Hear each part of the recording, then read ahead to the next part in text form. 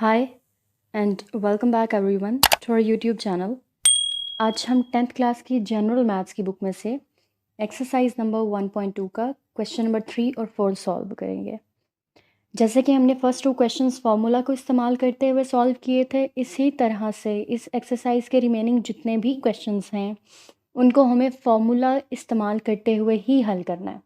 ठीक है, इन क्वेश्चंस में हमारा सबसे पहला काम ये होता है क्वेश्चन की स्टेटमेंट को देखते ही ये रिकॉग्नाइज करना, ये समझना कि इस क्वेश्चन पे कौन सा फॉर्मूला अप्लाई हो सकता है। ठीक है, यानी ये जो क्वेश्चन हमें दिया हुआ है ये किस फॉर्मूले की शक्ल में है। जब हमें पता चल जाएगा कि ये इस फॉर्मूले की शक्ल में है तो फिर उस फॉर्मूला की हम एक्सपेंडेड फॉर्म लिखेंगे और उस एक्सपेंडेड फॉर्म में जहाँ जहाँ ए होगा वहाँ पे इस क्वेश्चन की फर्स्ट वैल्यू आ जाएगी, जहाँ जहाँ पे उस फॉर्मूला में बी होगा वहाँ पे इस क्वेश्चन की सेकंड वैल्यू आ जाएगी। यानी अगर हम यूं कहें, पहले तो इन दोनों वैल्यूज़ को ए और बी की फॉर्म में लिख लेते हैं। क्यों? अब ए और बी की फॉर्म में हमने क्यों लिखना है? क्योंकि हमारे पास जो दो ब्रैकेट्स दी हुई हैं, यानी एक पूरी ब्रैकेट हमारे पास माइनस की वैल्यू से पहले है और एक बाद में, और उन दोनों में देख लें हमारे पास दो दो वैल्यूज़ हैं और पहली वैल्यू दोनों ब्रैकेट्स में 3l है, यानी दोनों ब्रैकेट्स की पहली वैल्यूज़ भी सेम है और दूसरी वैल्यूज़ भी आपस में सेम है। तो जब दोनों ब्रैकेट्स के अंदर मौजूद दो दो वैल्यूज़ सेम है ना, तो उन दोनों को हम पहली को ए कंसीडर कर लेते हैं और दूसरी को बी कंसीडर कर लेते हैं, ताकि हम जब ए और बी की शक्ल में ले आएँ तो फिर हम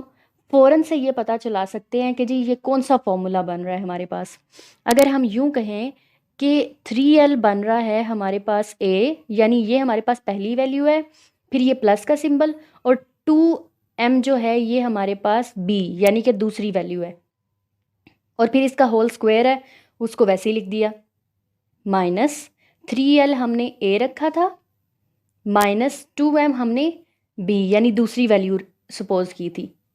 तो होल स्क्वायर। अब ये हमारे पास जब ए और बी की शक्ल में आ गया ना, फिर तो पहचानना मुश्किल ही नहीं रहा हमारे लिए कि हाँ जी ये वाला फॉर्मूला हमारे पास बुक में एग्जिस्ट कर रहा था या नहीं कर रहा था, ये वो फॉर्मूला है जो हमने याद किया था या नहीं। तो हाँ जी ये फॉर्मूला है जो हमें बुक में दिया हुआ है और जो एक्सरसाइज में यूज़ हो रहा है। तो ये फॉर्मूला किसके बराबर होता है जी? ये फॉर्मूला बराबर होता है 4ab के। ठीक है, अब हमें पता चल गया कि इस पूरी क्वेश्चन की स्टेटमेंट पे कौन सा फॉर्मूला अप्लाई हो रहा है, a plus B whole square minus a minus B whole square वाला, जो कि किसके बराबर होता है 4ab के। अब हम क्या करेंगे, इस पूरी स्टेटमेंट की जगह पे लिख देंगे 4ab, और 4 तो वैसे का वैसा आ जाएगा। ठीक है, 4 वैसे का वैसा आ जाएगा। a की जगह हमने क्या सपोज किया था 3l, यानी पहली वैल्यू हमारे पास a 3l के इक्वल है और b हमारे पास 2m के इक्वल है। तो जब 4 को 3 से मल्टीप्लाई करेंगे, 4 को 3 से मल्टीप्लाई करेंगे तो हमारे पास क्या आ जाएगा, 4 3s आर 12। अब इन दोनों को जो मल्टीप्लाई करके आया है 12, उसको इस 2 से मल्टीप्लाई कर दें तो 12 2s आर क्या हो जाएगा 24। तो हमारे पास आंसर क्या आ गया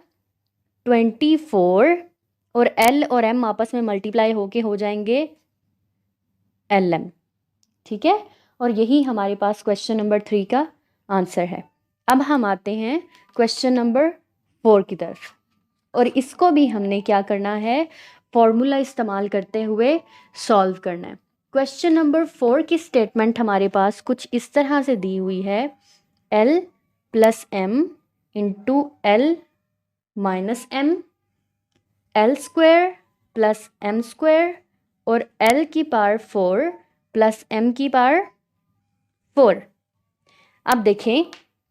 हम हमेशा ऐसे ही किया करते हैं कि जब हमारे पास कोई सी दो से ज़्यादा वैल्यूज़ दी हुई हों तो उनमें हमेशा हम क्या करते हैं, फ़र्ज़ करें हमारे पास 4 वैल्यूज़ दी हुई हैं,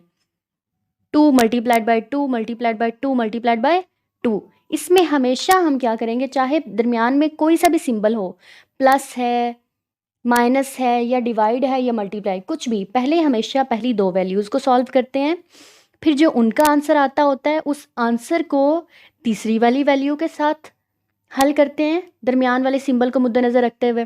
फिर जो इन दोनों का आंसर आता है उसको फिर हम क्या करते हैं, लास्ट वाली वैल्यू के साथ सॉल्व करते हैं। तो एग्जैक्टली इस क्वेश्चन में भी हमने यही काम करना है कि पहले हमने किसको हल कर लेना है, l प्लस m और l माइनस m को, और जो लास्ट वाली दो वैल्यूज़ हैं उन्हें हम साथ साथ लिखते चले आएंगे जब तक कि हमें उनकी ज़रूरत नहीं पड़ती। तो यहाँ हमें पता कैसे चलेगा कि हाँ जी इस पे कौन सा फॉर्मूला अप्लाई हो रहा है, वो हम क्या करते हैं, इनको पहले a और b की शक्ल में लिखते हैं। हमें पता है कि जब दोनों ब्रैकेट्स में पहली वैल्यूज़ सेम है और दूसरी वैल्यूज़ सेम है, सिर्फ दरमियान में क्या है, सिंबल का डिफरेंस। यहाँ पे क्या करते हैं कि दोनों ब्रैकेट्स की जब पहली और दूसरी वैल्यूज़ आपस में सेम हैं तो हम जो l की वैल्यूज़ हैं उनको a का नाम दे देते हैं और जो m की वैल्यूज़ हैं उनको b का नाम दे देते हैं। यानी अगर हम यूँ कहें कि l की जगह यहाँ पे a है प्लस m की जगह b है, यहाँ पे भी l की जगह a है माइनस m की जगह b है, तो हमें साफ नज़र आ रहा है कि ये हमारे पास एक फॉर्मूला बन रहा है और ये a plus B into A minus B भला किसके बराबर होता है, a square minus B square के। अब ये वाली शक्ल हमारे पास ऑलरेडी मौजूद है तो इसको हमने किस शक्ल में लेके आना है, ए स्क्वायर माइनस बी स्क्वायर की। तो यहाँ पे a की जगह हमारे पास क्या रखा था हमने, l, तो जब हमने a स्क्वायर बनाना था तो a की जगह l रख के उसका स्क्वायर माइनस b की जगह m आ जाएगा और फिर उसका स्क्वायर, और जो बाकी की वैल्यूज़ हैं साथ में तीसरी और चौथी, यानी l square plus m square into l raise to power 4 plus m raise to power 4, ये वैसे की वैसी आ जाएंगी। ठीक है, ये हमारे पास बन जाएगा l square minus m square और साथ में ये दोनों ऐसे ही आ जाएंगी, l square plus m square into l4 plus m raise to power 4। अब यहाँ पे अब अगेन हमें क्या करना होगा कि पहली दो वैल्यूज़ को आपस में सॉल्व करना होगा। अब हमें नज़र ये आ रहा है कि पहली दो वैल्यूज़ सेम है ना और दूसरी भी दो वैल्यूज़ सेम है, तो पहली वैल्यू को हम l स्क्वायर का नाम दे देते हैं, यानी a, पहली वैल्यू हमारे पास क्या है, a है, तो a की जगह हम क्या कंसीडर करते हैं, यहाँ पे l स्क्वायर है, यहाँ पे a समझ लें माइनस m स्क्वायर को b समझ लें इंटू यहाँ पे l स्क्वायर को a समझ लें प्लस m स्क्वायर को b समझ लें। तो ये हमारे पास कौन सा वाला फॉर्मूला बन रहा है, किसके बराबर आ रहा है, ये एग्जैक्टली ऊपर वाला वही वाला formula a square minus b square का। तो अब जब यहाँ पे हम a square minus b square apply करेंगे इन दोनों पे तो क्या होगा, a हमने क्या रखा था l स्क्वायर, तो ये तो हमारे पास a है ना, तो हमने अभी a का स्क्वायर लेना है, फिर माइनस b की जगह हमारे पास क्या था m स्क्वायर, तो उसका स्क्वायर यानी b का स्क्वायर, और l raise to power 4 plus m raise to power 4 साथ में वैसे ही आ जाएगा। तो ये क्या बन गया, l की पावर क्या बन जाएगी, 2 से मल्टीप्लाई होके 4 बन जाएगा, माइनस m 2 से मल्टीप्लाई होके 4 बन जाएगा, और l raise to power 4 plus m raise to power 4 साथ में वैसे ही आ गया।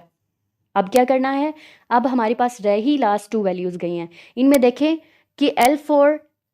यहाँ पे भी सेम यही है और सेकंड वैल्यू में भी पहली वैल्यू L4 ही है, यानी पहली ब्रैकेट में और दूसरी ब्रैकेट में हमारे पास पहली वैल्यूज़ सेम है और दूसरी वैल्यूज़ आपस में सेम है।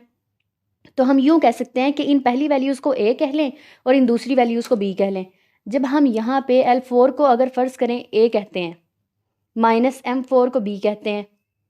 और यहाँ पे भी L4 को A प्लस M4 को B, तो ये फिर से हमारे पास कौन सा फॉर्मूला बन जाएगा, a plus B into A minus B किसके बराबर होता है, a square minus b square के। यानी कि हमने a के बराबर रख लिया यहाँ पे L4 और b की जगह रखा यहाँ पे M4। तो a का अगर स्क्वायर लेंगे तो a की जगह तो हमारे पास L पावर 4 था ना, तो उसका स्क्वायर आ गया, माइनस अब b की जगह M4 था, b रखा और अब उसका स्क्वायर, तो ये क्या बन जाएगा, L 4 2s are 8 minus M 4 2s are 8 और यही हमारे पास क्या आ गया क्वेश्चन नंबर 4 का सॉल्यूशन। तो thank you very much video देखने के लिए।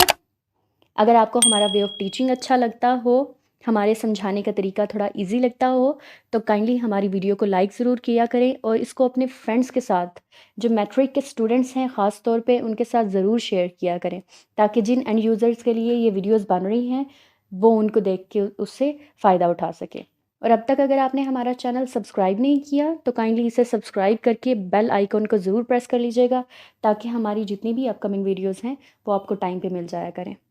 Thank you very much again.